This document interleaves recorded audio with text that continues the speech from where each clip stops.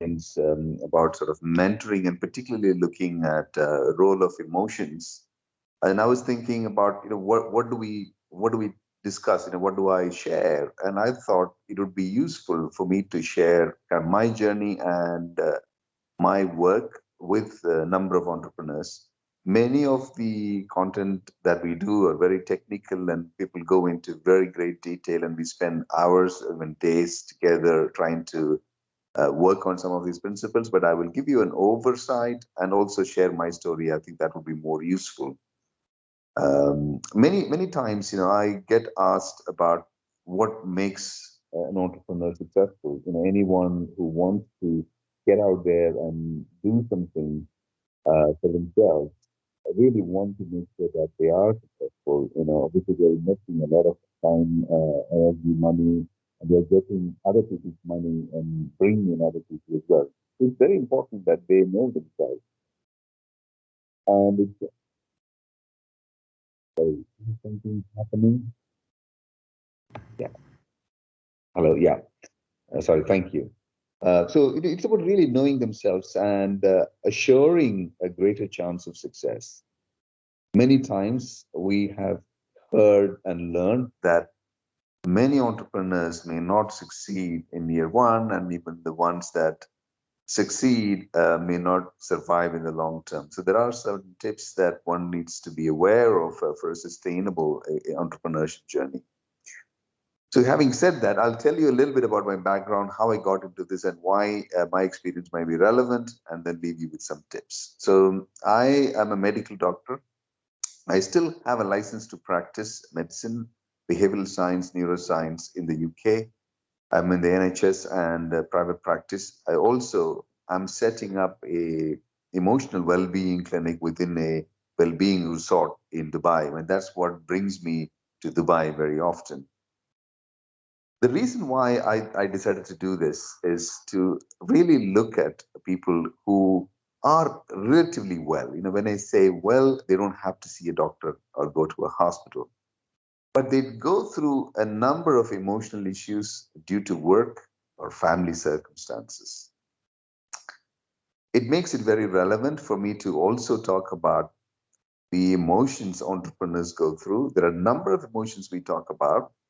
Very commonly, entrepreneurs go through anticipation, grief, there's a lot of stress. There's an excitement element to it as well, disappointment, loyalty, betrayal, so many emotions. And you may have already seen that emotional intelligence perhaps is a better quality which determines entrepreneurial success, even sometimes more than your mental ability and other skills. So these things have been talked about a lot, and the importance of looking after and managing one's emotions is recognized worldwide.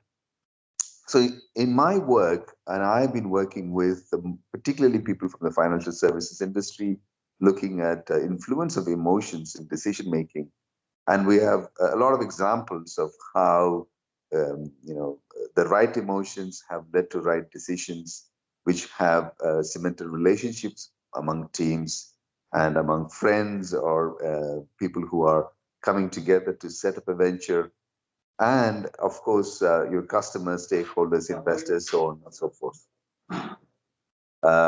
So the main thing I would emphasize for people is to be more aware, take some time out. Your investment in yourself is important. Why? Because you are the most important asset. When I say you as in the physical self, but most importantly, your brain, your knowledge, your mind, and your mental faculties, which are the most important assets which determine your success in any venture. So it is very important that you look after something that you use a lot, which is your mind. So that's your most valuable asset. That's something that you use in this knowledge economy. And it's important to recognize that it's important to maintain something that you use very regularly, like your mind. Like anything that we use in a mind is also vulnerable to all types of stress. And it's important to be able to recognize that and address it much earlier.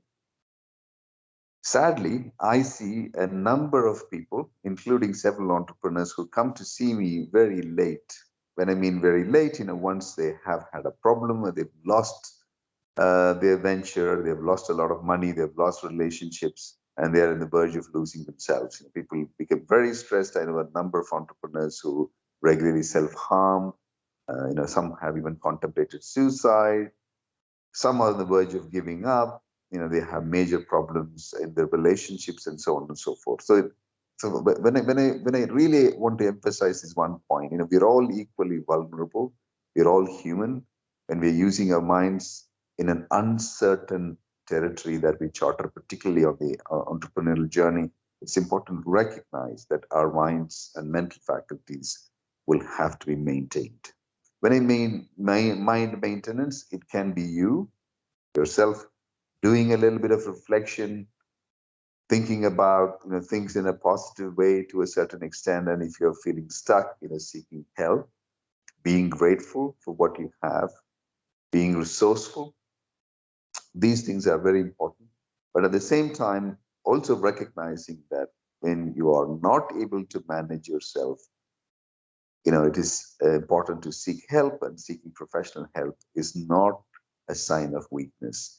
And one thing I would really emphasize for all my colleagues here is we are all equally vulnerable for mental stress, and seek help. And I know a number of doctors who have, health issues, particularly mental health issues due to stress. And I know a number of entrepreneurs. So don't be shy, ask for help if it gets to that stage. But there are a number of things you can do yourself before you get to a stage where you need to seek help. Before I go into what you can do, I would like to say what you shouldn't do, because I know I want to get it out of the way. And these days, we don't want to tell people what to do and what not to do. But as a doctor, as someone who has seen a lot of adversities in people, I always go back to telling people what not to do, because some of the disasters that I've seen in my practice could have been prevented if they did not do certain things. Most importantly, do not try and manage your emotions with inappropriate things. For example, people start smoking, drinking, using sex, using other avenues, gambling, all sorts of other issues. Particularly, I see that a lot among financial services professionals as well, as a way of coping with stress. If you are doing,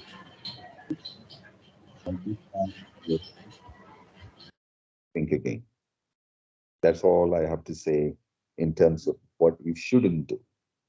What you should do is to be able to look at your emotions, acknowledge them, own them, and seek help, if that's necessary.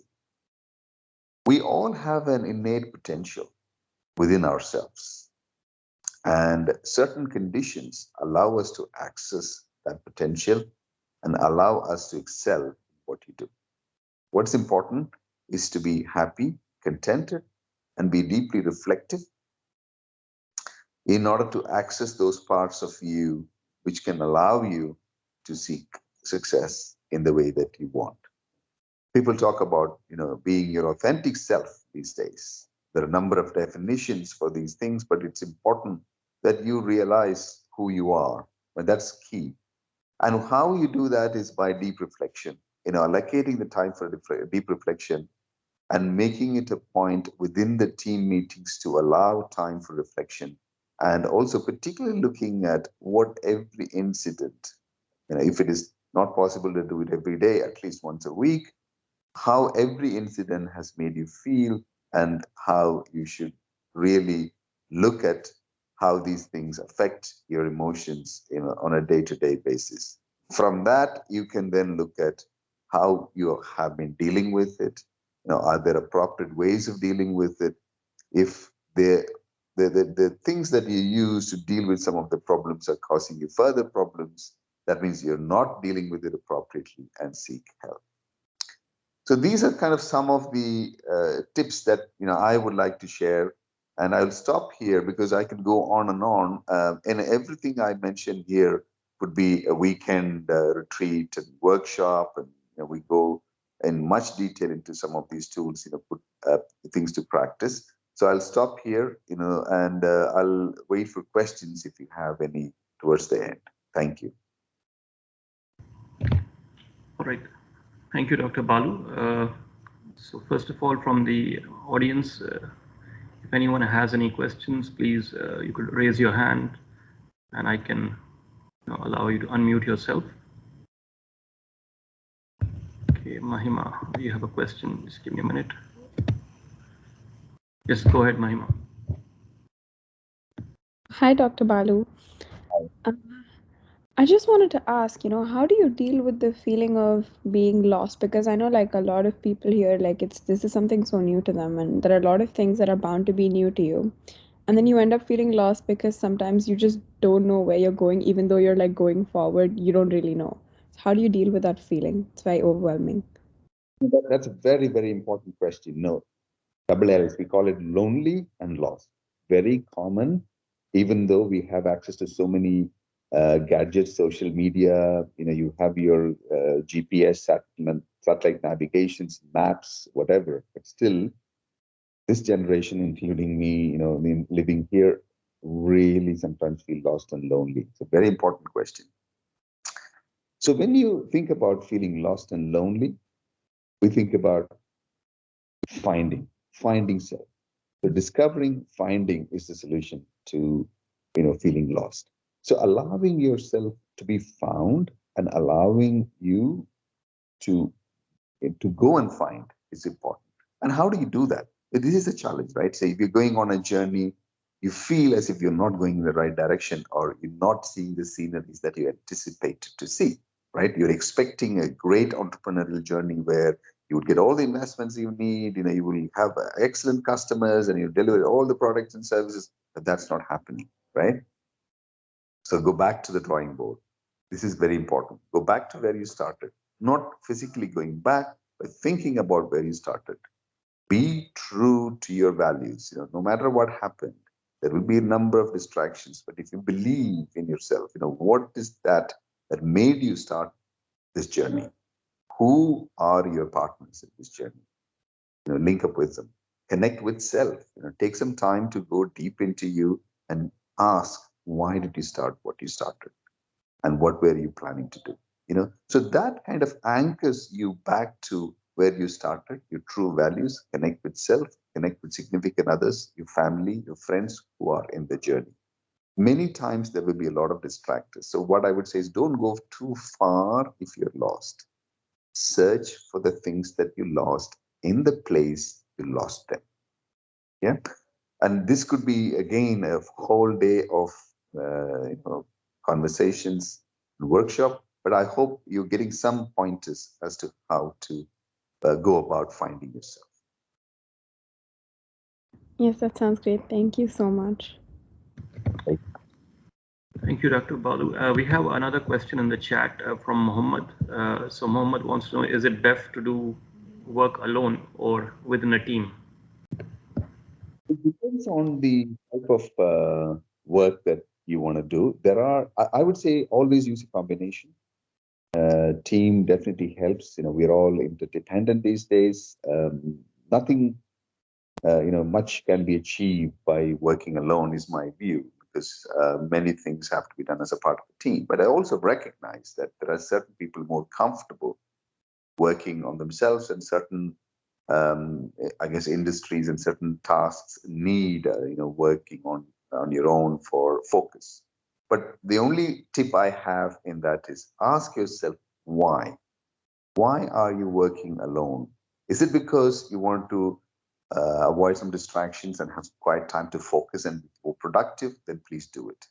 But if you thought that you have a social anxiety, you don't want to be mingling with others, that is something that you could develop, that you could improve on. So ask the most important question, why? Because you come to that, before you come to that decision. Yeah. Thank you. I think we'll take just one last question and then probably leave the remaining questions towards the end. So last one from Abdul Karim, you got your hand raised. So if you want to unmute yourself and ask the question.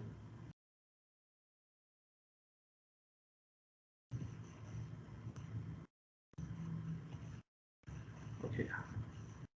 Yes, Abdul Karim. Would you like to ask Hi. a question? Yeah. Yes, I have a question. One question. I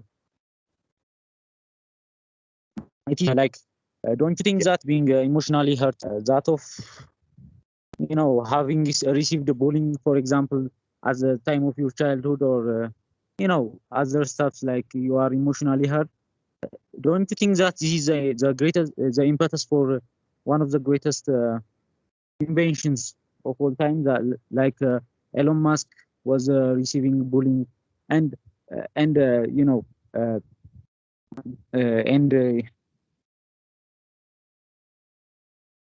hi, hello.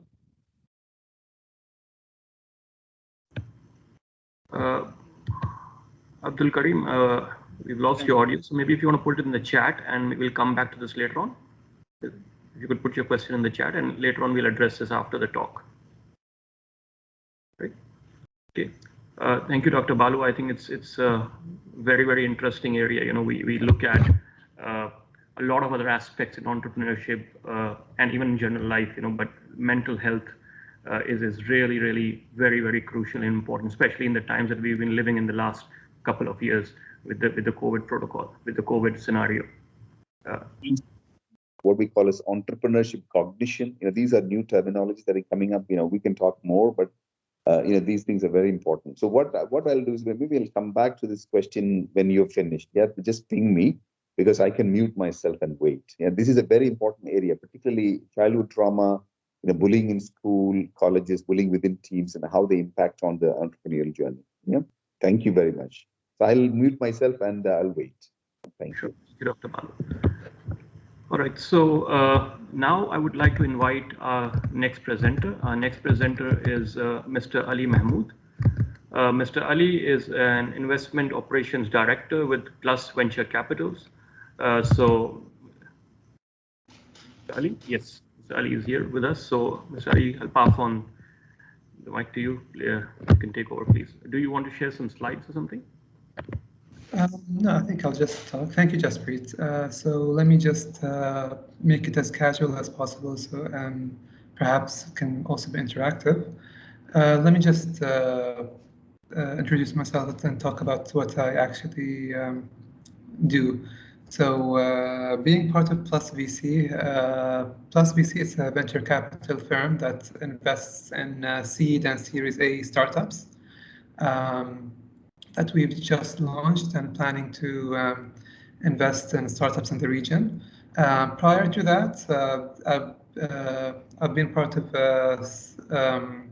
actually I've held a similar position at 500 Startups, part of the Falcons Fund, where we've also invested in regional startups in the MENA region, between seed to pre-seed and Series A startups. And over the course of the last 4 years, we could say we've invested in around 180 startups, and from countless of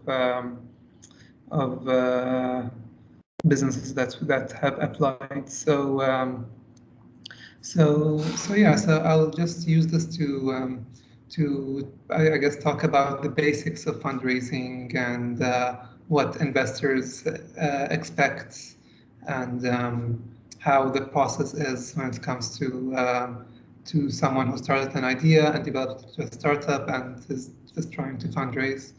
So let me start by saying that it's important for the company to know what stage of fundraising it is at, and also what stage is the startup at. So there's the pre-seed, which is kind of like the idea development stage, and then there's the seed, Series A, Series B, and Series C and plus, until the company reaches either IPO or exit. And based on that, the company would raise from several from different types of investors. So let's say at the pre-seed and the idea stage, they would usually go to family and friends to fundraise. Once it develops more, they would go to and raise from angel investors. And gradually, if they become, let's say, seed, and they would go to accelerators and incubators and join boot camps and probably fundraise from them, eventually to VCs and then growth funds, etc. So yeah, so it's important for the company to know what stage it is at.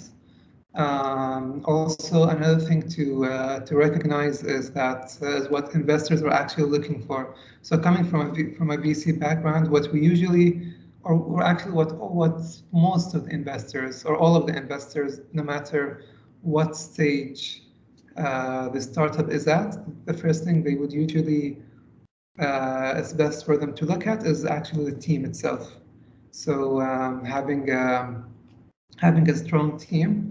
Personally, for us, we usually lean more towards a dynamic team, especially if the founders, there's no harm for there to be just one founder, but if there's a co-founder, it's an advantage since they can, one of them could be specialized in let's say, app development if it's an app, and the other is specialized maybe in other and marketing and stuff. So yeah, so we would look at the team, their experience, how they work with each other. I think that's one of the most important aspects and features that we would look at when it comes to deciding whether to invest in a startup or not.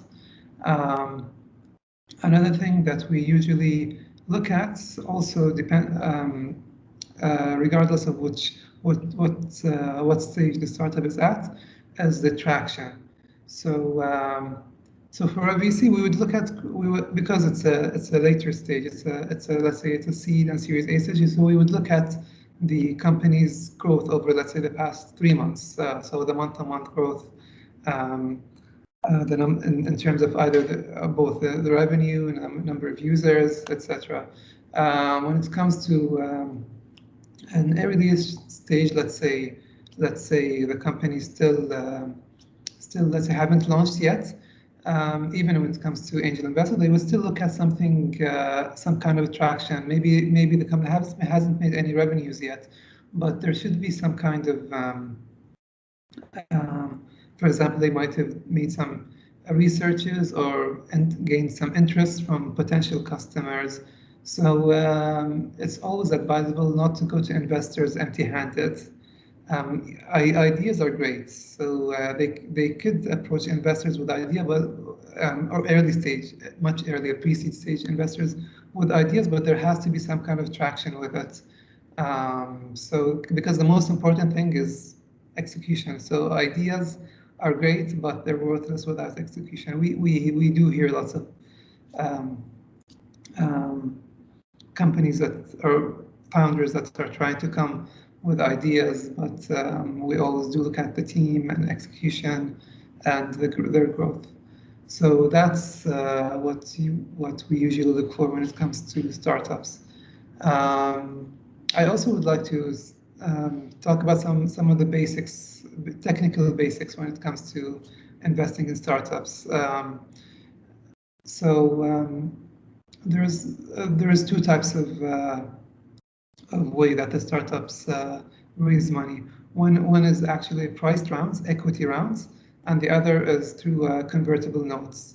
So the price round is the traditional way that companies raise money, and it's actually more time consuming than raising money through convertibles, because it requires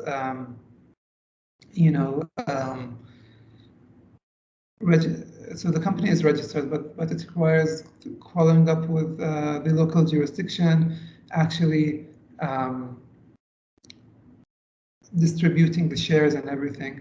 For us, as seed and early stage investors, when the company is very early, we usually prefer to invest through convertible notes. So we don't actually get the equity. It's a note that would actually convert to equity when the company has raised has raised a bigger amount of money. Because let's say the company is raising, let's say, $200,000 at a $1 million valuation, and as trying to, from one of the investors is signing for $50,000. If the company is raising equity, $50,000 as equity, then the costs and the time of getting that $50,000 might even cost almost up to the investment amount, or so there's no point of raising through equity if it's a very early stage investment. There are standard convertible notes such as safe notes. It's a simple agreement for future equity. These are kind of they're like these are agreements that are very well known amongst the investment ecosystem and startup ecosystem.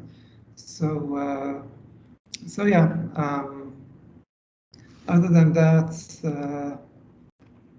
it's important for the company to be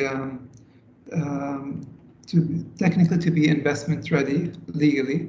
So they should be, because that's what I usually through my role, after looking at the company and seeing how well that we would likely invest in them and everything.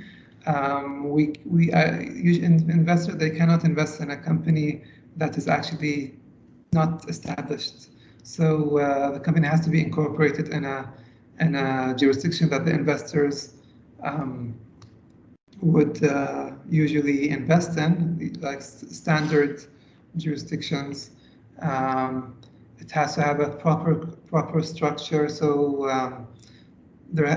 if it has, for example, several branches, let's say in Bahrain, Dubai, wherever, there has to be a holding company that actually owns all of these companies under one umbrella, in which for example, at ADGM, Abu Dhabi Global Market, that the investor would actually invest in. Otherwise, we don't like to have any loose ends that we would not gain any economic value from them. They have to have the proper IP transfer agreements. So another technical thing that we would look at is that all of the IP that has been developed by the company is actually owned by the company itself, and the investors actually have invested in the IP.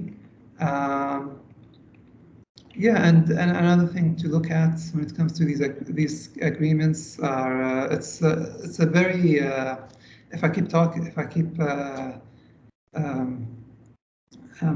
don't think we'd be able to finish the valuation, the term sheets, the terms such as information rights, acquisition premiums. So it's very important for the company to have these agreements and their structure reviewed by a legal counsel.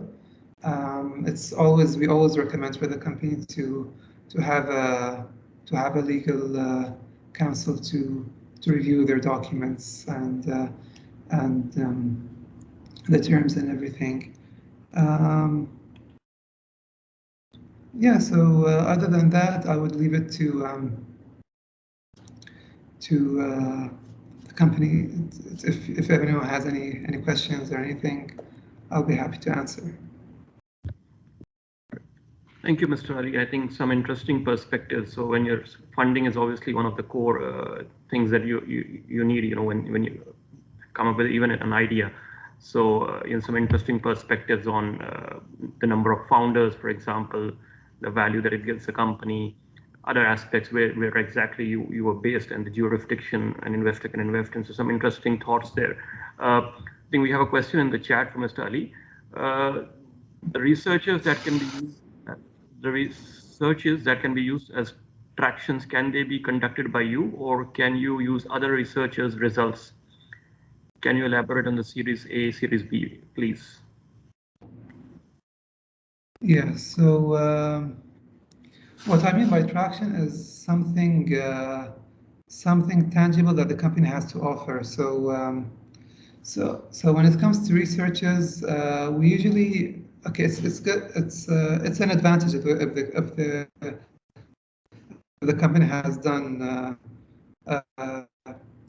has done its own research, but it's I don't think we wouldn't do the researches ourselves. It has to be so the point of the point of this is that we'd want the company to have done their no, not just their homework, because we're actually we're going to invest in a we're actually going to give up our money based on what we hope and what the company is saying that it's trying to achieve.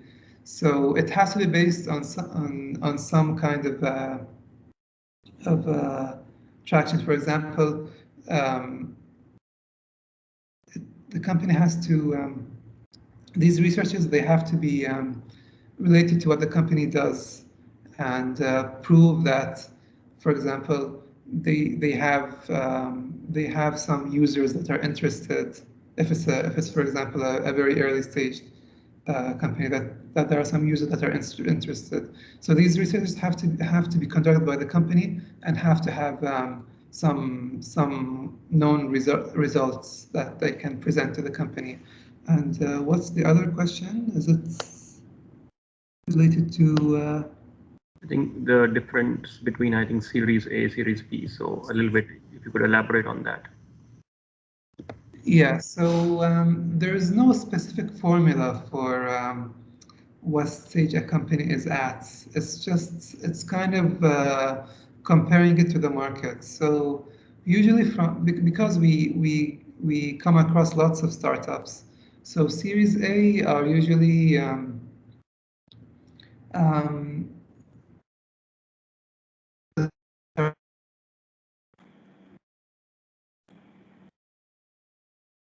valued between, I would say, 10 million.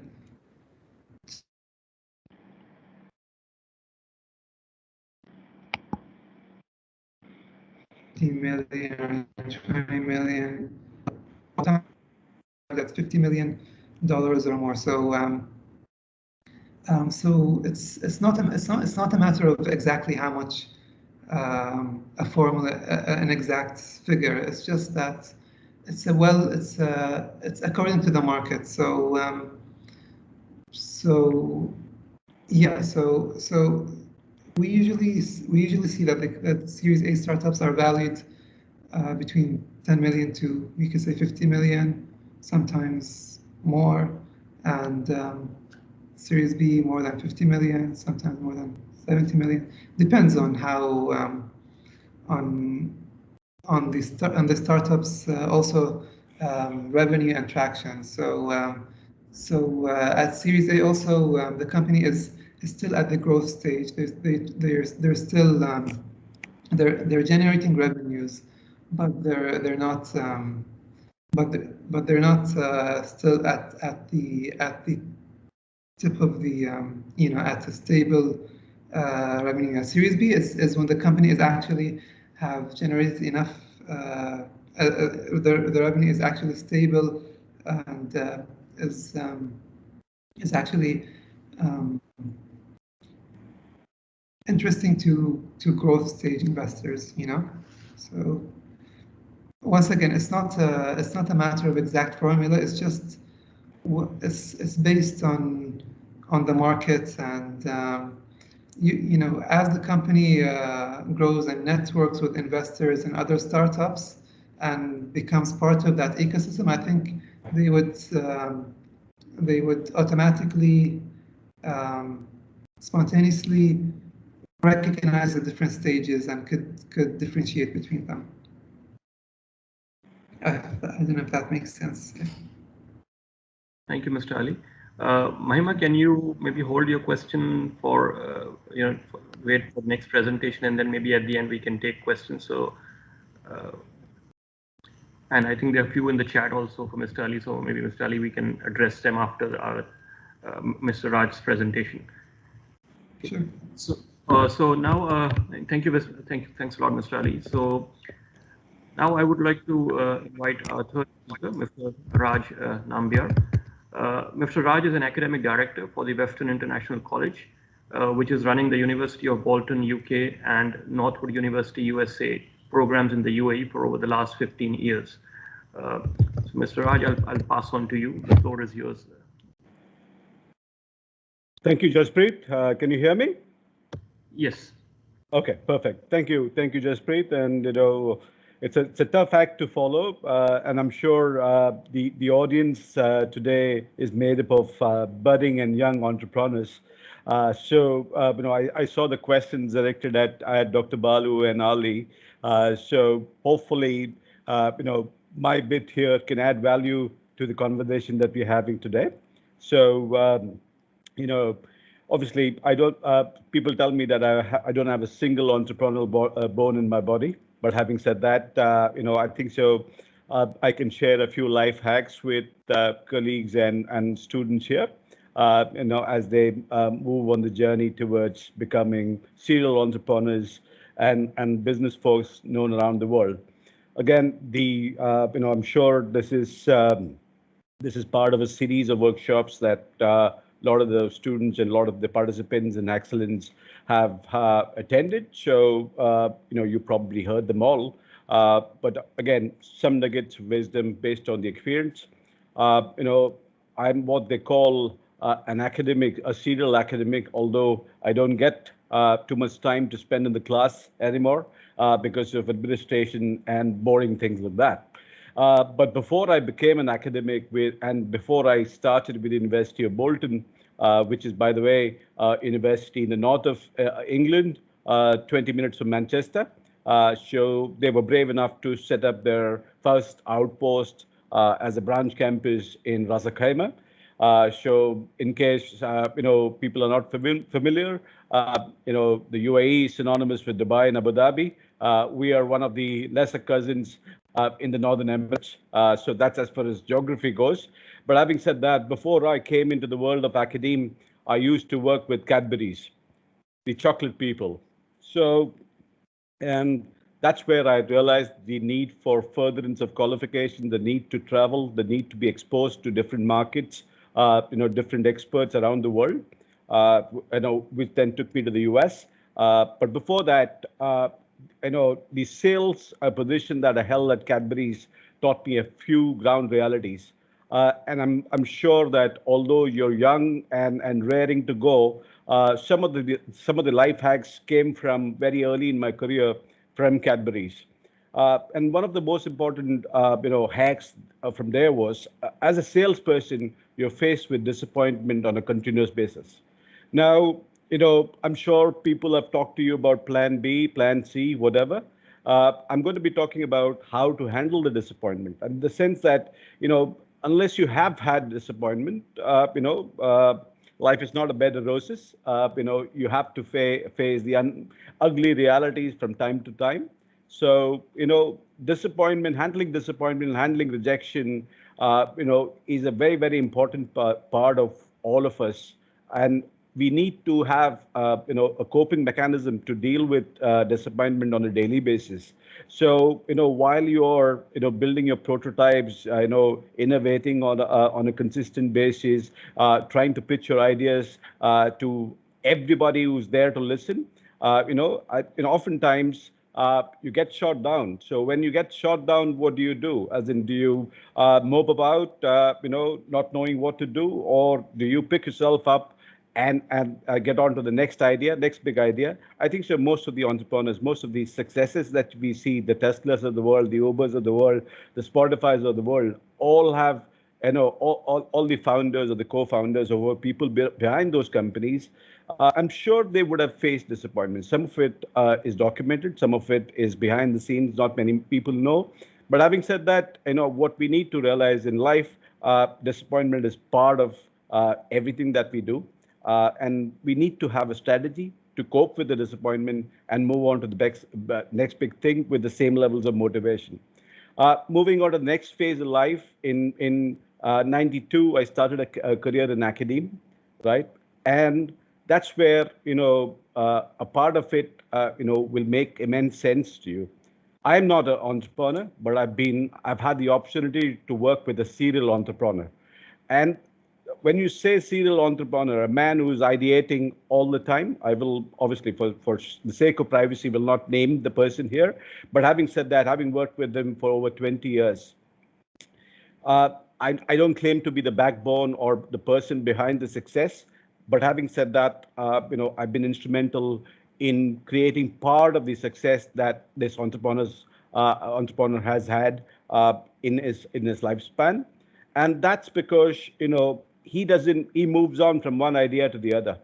Oftentimes we don't take into account the importance of execution.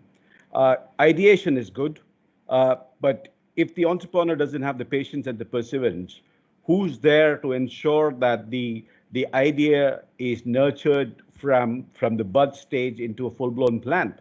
And that is a life cycle that you need somebody who is loyal, who takes pride in their work, who takes ownership of what they do, and the only sleepless night I've been allowed is about knowing what's there to do tomorrow. How do I do it? How do I ensure that there is a success, right? So I think so. We need to have most of you may be working alone. So important topic that Dr. Balu addressed was about loneliness and the fact that you feel that you're alone in this world. But I'm sure he's more qualified than me to talk about it. But whether you're working alone or, for that matter, you're working in a team, the importance of people around you, the importance of conversation that you're having, the importance of communication, and the line of communication to the people who work with you or for you. I think that is very, very important. So, regardless of, who you pitch your idea to, who you work with, or the next big, funding that you are out to seek, I think so you need to be able to relate and communicate well. So I think so as budding entrepreneurs, if that is an aspect in your life, as part of your individual portfolio, which is your own self, I think so you need to be working on that very diligently, right? Moving on to handling disappointment, working with people, communication, all of those important factors. Moving on, I work with, in my present life, I work with young people all the time.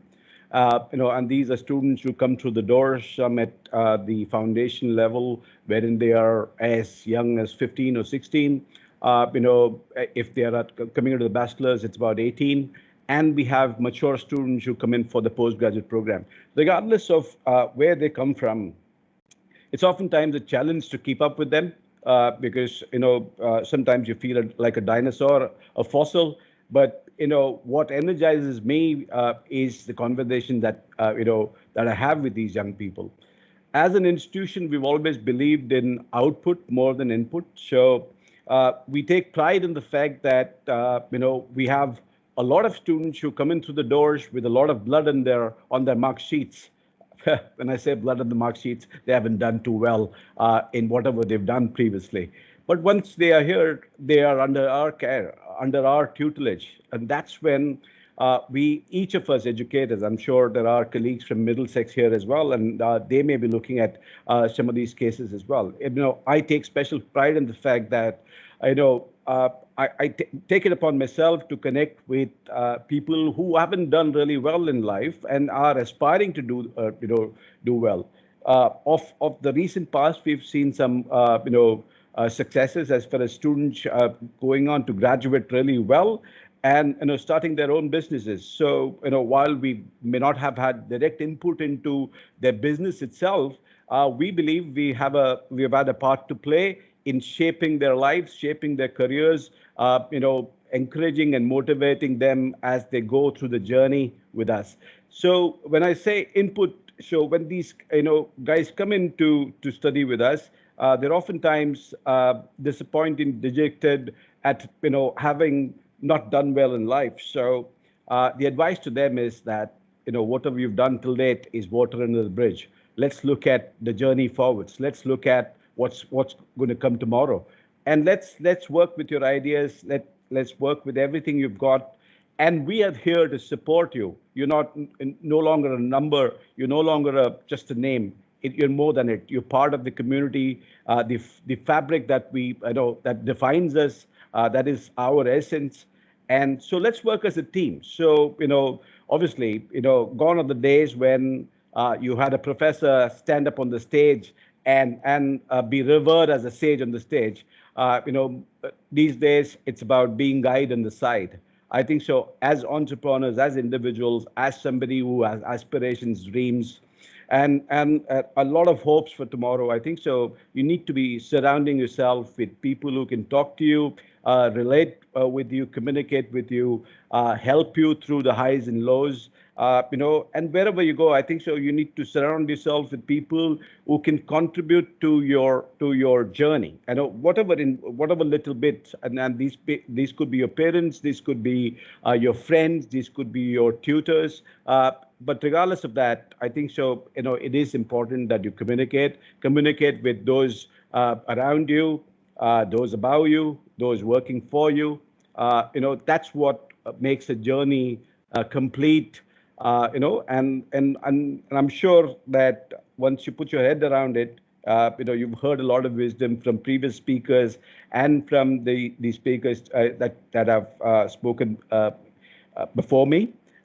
This is what I bring to the table, and this I thought would make it interesting for you rather than bore you with a presentation, as they call it, dead by PowerPoint. So that's all I got, and hopefully some of it makes a difference. Thank you. Thank you very much, Mr. Raj. Interesting talk. I think definitely nurturing the talent is really a part of what we do as university lecturers and professors, and communication. I think that's a key skill to talk. I think very important. You talk to people, and then share your ideas, share your thoughts. So we've had some very interesting talks from our three presenters. So I think now we could possibly take some questions. We already have a few of them from in the chat, I guess. So maybe if we could ask, yeah, Mahima, you have a question? Please go ahead. You can unmute yourself and ask. Hi, I have about like 2 questions for Mr. Ali. And Sure. The first thing is, in this competition, you mentioned that the first thing that you look forward to is the team that you're going to be looking at. So I'm thinking in this competition, some of us are working individually, and we don't have a team yet. So what might be expected in that case?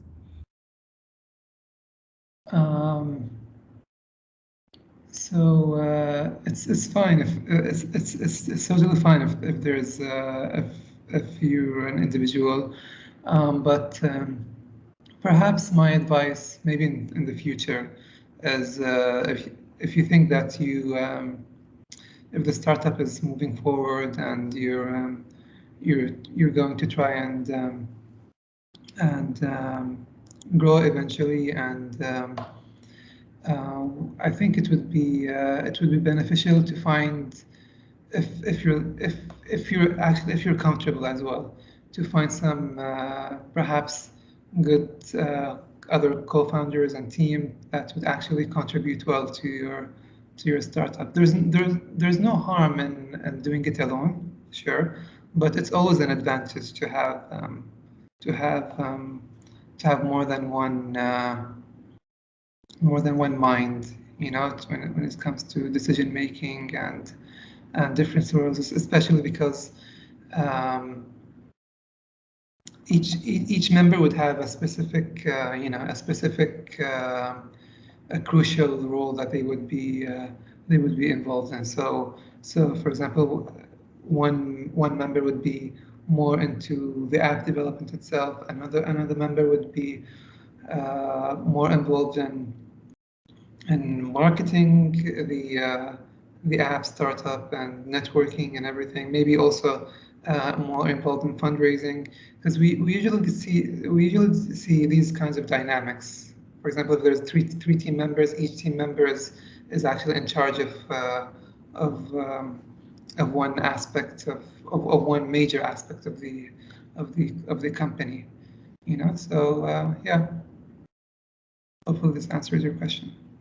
Yes, it does. And I had another one. So, what is the expectation from student entrepreneurs? Like, what are you looking at? And do you expect like an exact value to be mentioned in the presentation? How does it go? So first thing I gotta say, regarding student entrepreneurs, it's it's fine to do a trial and error and fail and try again and fail and try again, because you're still very much early. So in your journey. Actually, I see as investors, we see no difference when it comes to if there's a student entrepreneur and there's perhaps an older someone who just doing his startup after he, for example, left his job. It's just the stage of the startup itself. So if you mean by student entrepreneurship that the startup's still at the idea stage, so the expected thing is for them to actually do their research and gain some form of tangible traction on that. But otherwise, my advice would be that they it's just start. Go ahead and start your journey, and it's okay to fail a couple of times. Thank you so much. Thank you. So there was a question earlier in the chat for, I think, Dr. Balu. Dr. Balu, this is regarding from Abdul Karim. Don't you think that being emotionally hurt like that, of you have received bullying at the time of your childhood, is the impetus for one of the great inventions, and destroying this can make you without no motivation at the end of the day? Not a requirement that one needs to have a history of trauma bullying to be a successful entrepreneur. But like the questionnaire has mentioned, there are certain things one can do to convert such difficult experiences into something that inspires them to take action and they excel. So what is very important is to be able to process those trauma appropriately, and also to have the support that you need to excel.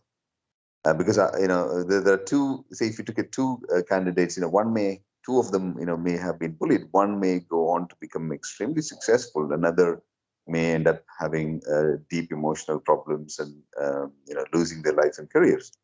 So it's really important that one has the support to convert some of those difficulties into excellent opportunities. So it's a very, very important question. I'm so glad that you guys are asking some of these very deep questions, which are very important. And I'm quite happy to take any more questions. You can email them to me as well if necessary.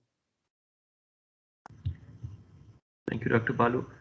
So on the chat, Mr. Ali, there was another question, which was, where does NPV IRR come into play? Yeah, so NPV, IRR, net present value, and internal rate of return, ROI. These are all different metrics that investors use usually mostly when it comes to later stage startups to determine whether it's an investable startup or not. Yeah, my advice would be for startups at the early stage, like early stage startups, to usually focus more on historical, on gaining traction and historical data, such as last 3 months revenue, etc., rather than calculating potential cash flow and everything. So these kinds of metrics are we usually use it more when it comes to later stage startups. But for earlier stage startups, I would actually advise them to look at other types of tangible historic, other types of tangible tractions. Okay, thank you. There's another question from Mohammed Hedi. He says, "Hi, Mr. Why we should do economic study before doing work on what we are doing?" I wouldn't say to do an economic study per se. There are different types of research that you can do when having a startups. My advice would be to whatever an idea you have, just go ahead and do it. Even though you have to do some form of basic study whether the startup is going to be successful, is going to generate revenue and everything, but not as investors, we don't see the need for the company to do a comprehensive business plan to start a project, especially if they're going to spend money on that. Just some basic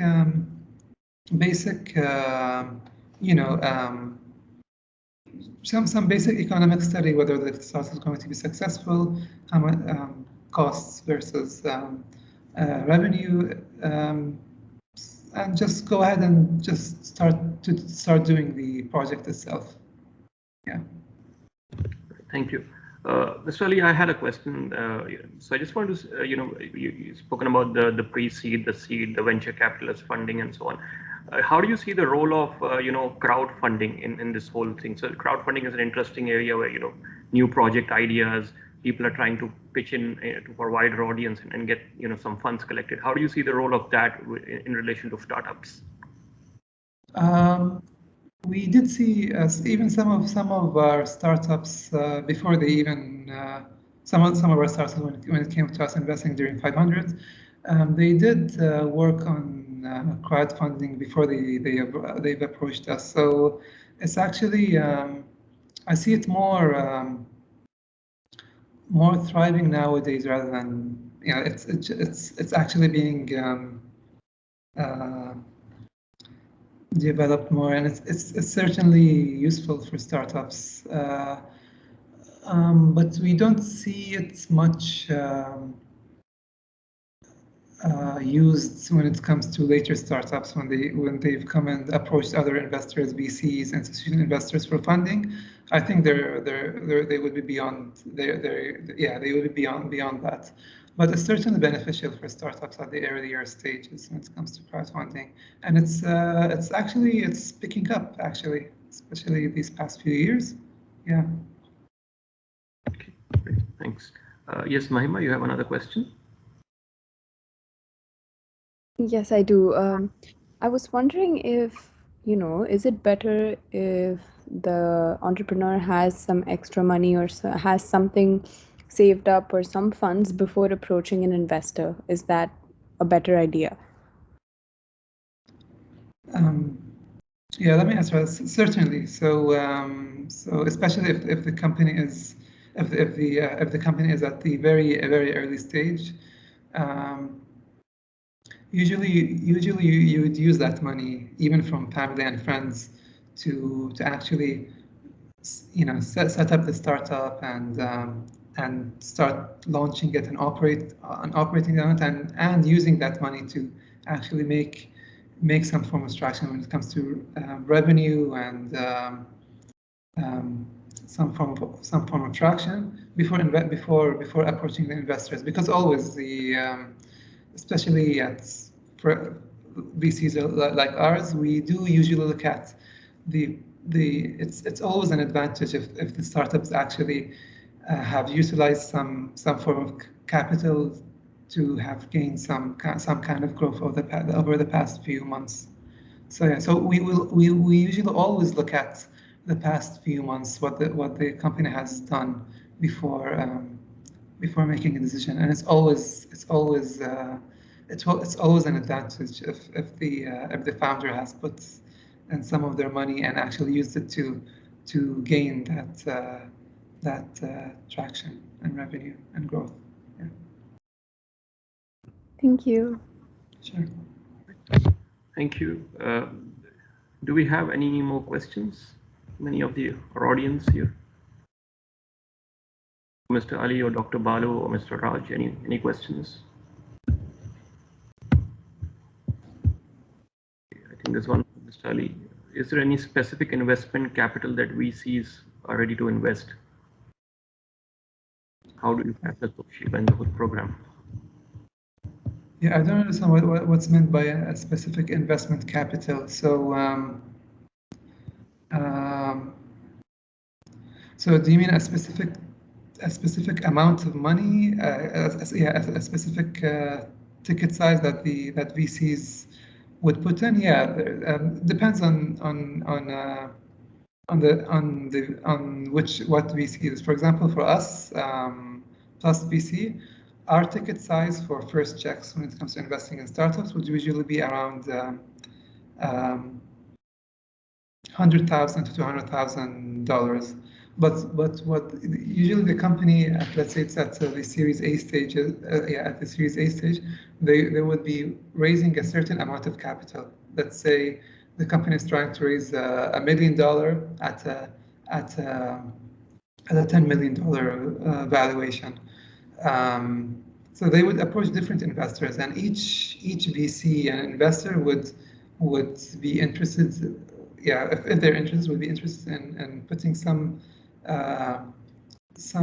amount of money depending on their usual ticket size, on their investment thesis. So our investment thesis is to invest first checks for $100,000 to $200,000. So we, for example, Plus VC would put in $100,000, then another investor, let's say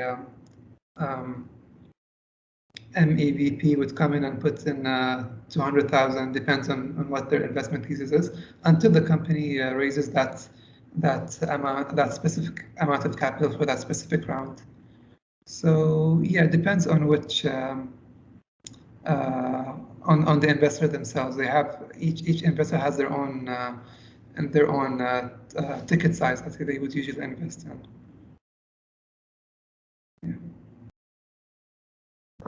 There's another question for you, but I think I'll give you a break for a minute. I'll go over and take the next one, which is addressed to Dr. Balu.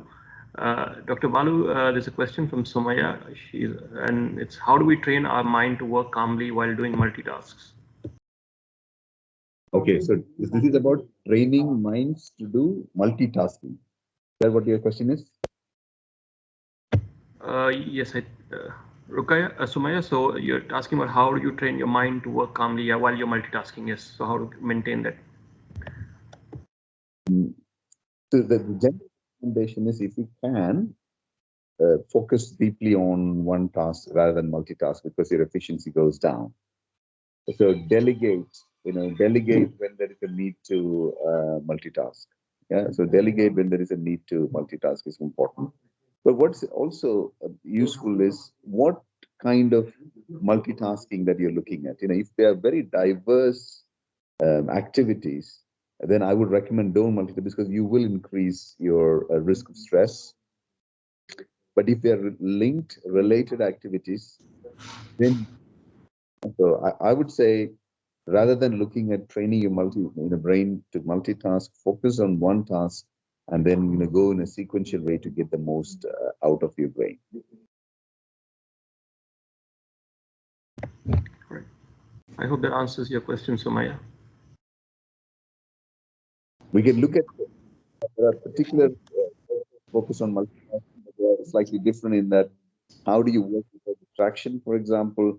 How do you link certain tasks together so that you get more out of what you're doing? But generally, we would recommend go deep into things rather than multitasking at the same time. Right. Thank you, Dr. Balu. So a couple of other questions. Mohammed Hedi, I'm not very sure, can't really understand what you're asking when you say what is the percentage of factory profits in the things they bought when selling. Maybe if you want to unmute yourself and ask the question.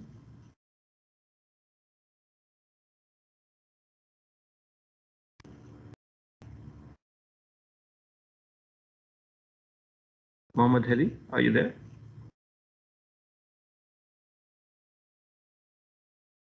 Okay, we'll take the next one. There's another question. Any reliable websites for VCs and crowdfunding that Mr. Ali can recommend? In terms of websites for VCs, there are different types of one website or a provider that I would recommend for startups to use is Magnet. It's they're very useful when it comes to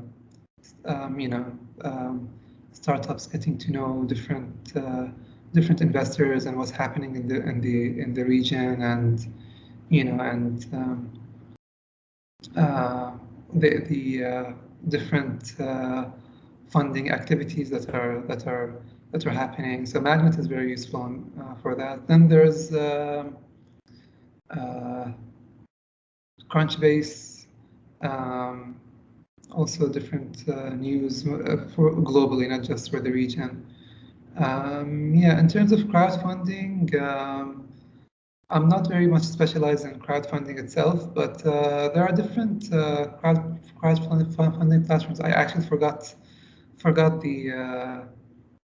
the popular ones that's been in my mind for the past.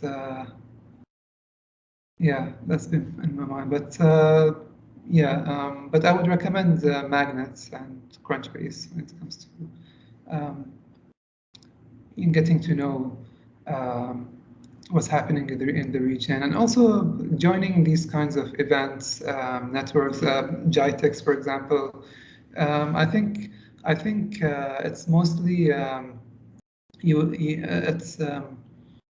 it's always better to join these kinds of networking events to get to know and network with different investors and also different startups, and so to be active and get recognized and develop some kind of relationship with with your network there. So it's always better to network at these kinds of events, different events. Thank you. So the other suggestion was Magnet and the other one was Crunchbase. That's what Mr. Ali mentioned. Yeah. Okay, so you have any more questions? All right. Okay, so I think we can stop for today. I would once again like to, say a big thank you to our speakers, our guests, Dr. Balu, Mr. Ali, and Mr. Raj Nambiar. I think Mr. Raj had to leave. He had an appointment. So if you still have any questions that you would probably like to ask, I think we can forward them to Mr. Ali, Dr. Balu, and Mr. Raj via email, and they can probably address them. So once again, a big thank you to all three of you. It was a pleasure having you with us, and I'm sure some of the thoughts, the ideas that you've shared, or the tips that you've given, whether it's related to mental health or seeking venture capitalism funds and so on, they'll really be extremely useful to our participants and help them take their ideas forward. Thanks a lot. Just before we end the session, for our participants, our attendees, you might have received an email regarding the video pitch. So I think that there are some concerns that we've had with the videos that have been submitted in terms of the quality. So we have extended the deadline by a couple of days. So you would have received an email. So please go. It also contains some guidelines regarding the best practices or some issues that we've identified. So it would be a good idea to address those and if probably watch your videos again and see if there are issues with those videos, and maybe reshoot them before you submit them. So the deadline has been extended. Please go back to your email and have a look at it if you've not already done that. So, and if you have any concerns, please do get back to us via email. So once again, thanks a lot, Mr. Ali. Thanks, Dr. Balu, and pleasure having you with us. Pleasure. Likewise. Thank you so much.